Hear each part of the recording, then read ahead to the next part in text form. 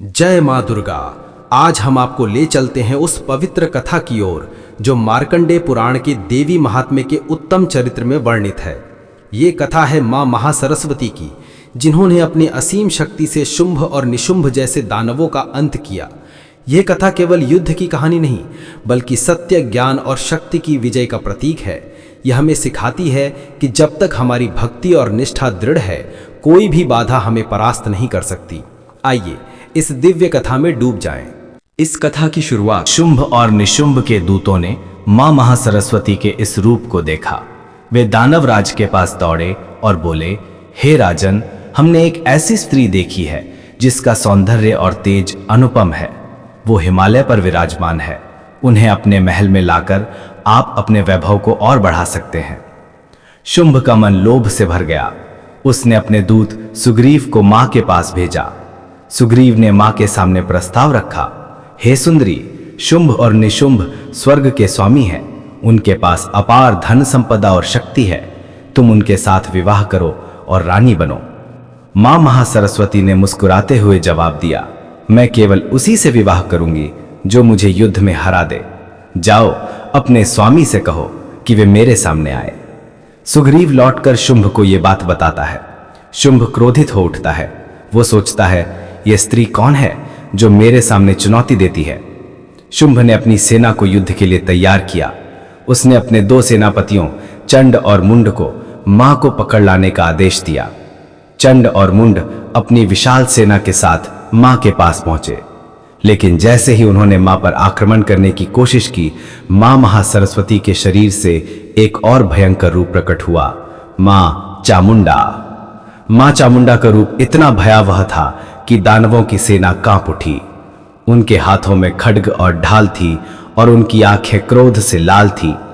एक ही झटके में मां चामुंडा ने चंड और मुंड का वध कर दिया।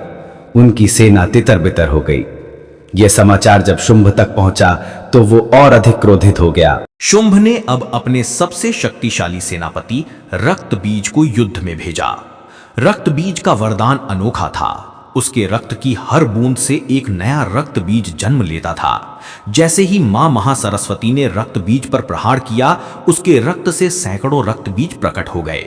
युद्ध भूमि में रक्त बीज की संख्या बढ़ती जा रही थी। यह देखकर मां ने अपनी शक्ति से मां काली को प्रकट किया। मां काली का रूप भयंकर था। उनका रंग काला, जीभ बाहर और गली में मुंडमाला। मां काली ने रक्त बीज का रक्त पीना शुरू किया ताकि उसकी एक भी बूंद जमीन पर न गिरे। फिर मां महासरस्वती ने रक्त बीज का अंत कर दिया। युद्ध भूमि शांत हो गई, लेकिन शुंभ और निशुंभ का अंत अभी नहीं हुआ था। शुंभ और निशुंभ अब स्वयं युद्ध के लिए सामने आए। उन्होंने मां महासरस्वती को घेर लिया, लेकिन मां की शक्ति के आगे उनकी कोई चाल काम ना आई।